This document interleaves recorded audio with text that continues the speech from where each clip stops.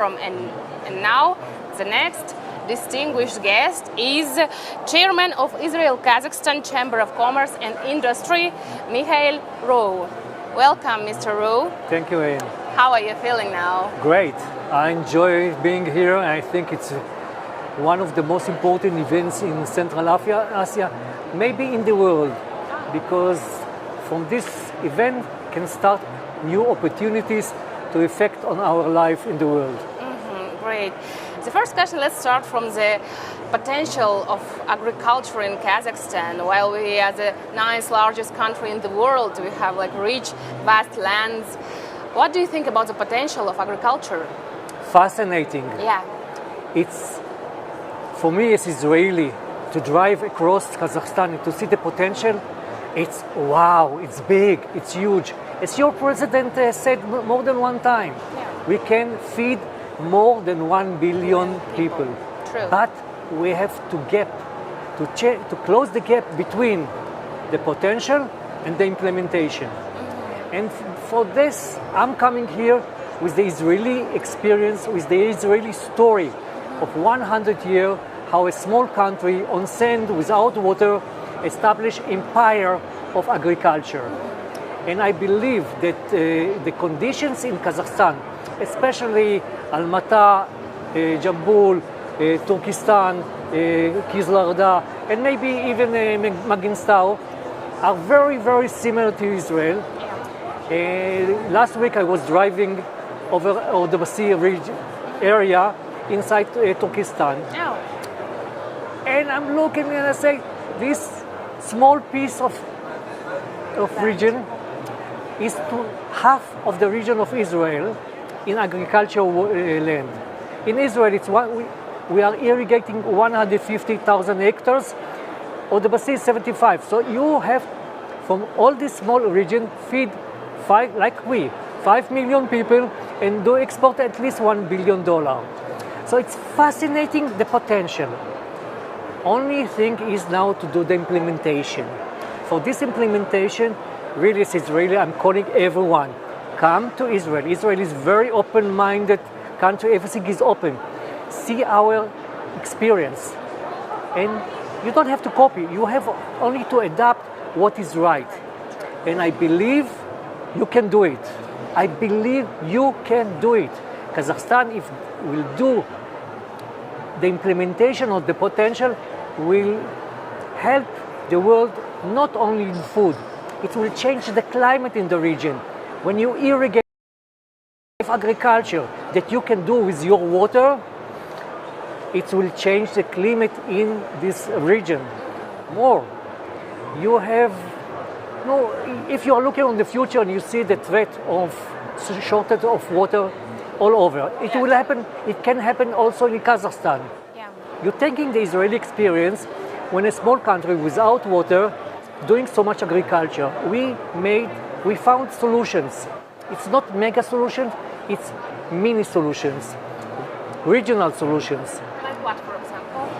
If you collect the water during not the irrigating system, so you have in the collector 1 million, 1.5 million cube water that you can use when there becomes a shortage in the water. And only this solution increased 30% the amount of irrigated field. Small solution, not mega. You know, when you build a big platina of for 1 billion cube, it's completely different and it's very expensive. Do small solutions. Come to Israel and see we did it. We have in the small Israel 400 collectors. We're collecting the water in the winter and irrigating during the summer.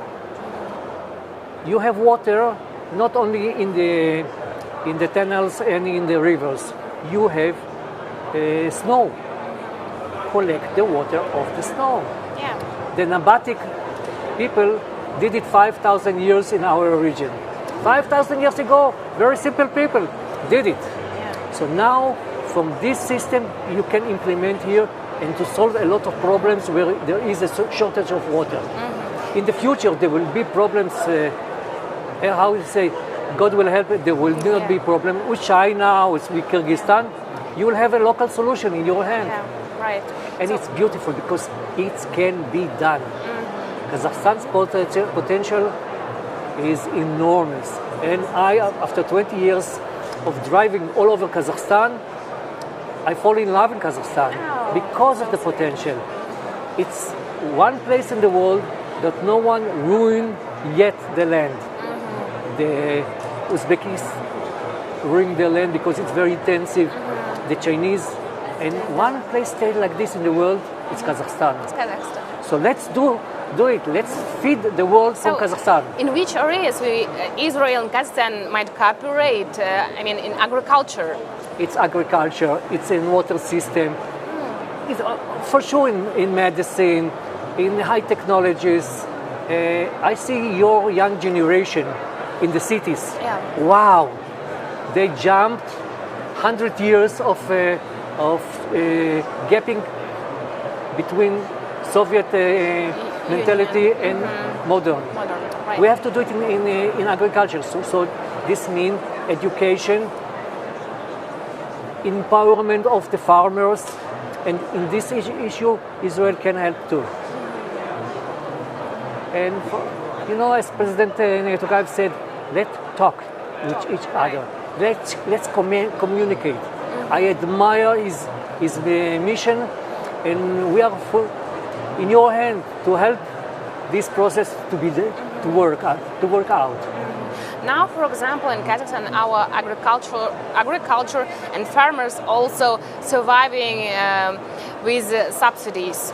So mostly people think that agriculture always just needs help from the government. Exactly. So what do you think about it? I think it's right because America is giving subsidy to their farmers, Europe giving subsidy to the farmers. Yes, because when you look at all the picture of agriculture, it's more complicated than we think. So this subsidy helps that the food that we are buying in the supermarkets will be cheaper. Otherwise, it will be more expensive. So always need to help the farmers. Our farmers are strategic for each country. If they will not produce the food, you will stay hungry. You cannot depend on import. And today, Kazakhstan importing because you have to give more know-how to your farmers to tell the young people of Kazakhstan, don't go to the farms. It's today high-tech. Agriculture is super high in seeds, in dripping drones, those that going with there. If they will, some will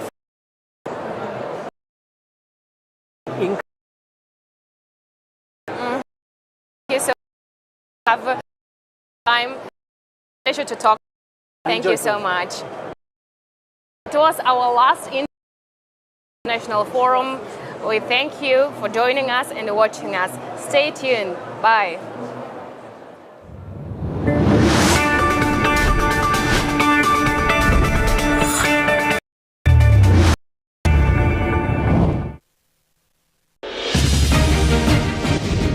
Астана халықаралық форумы 8-9 маусым күндері Елордада.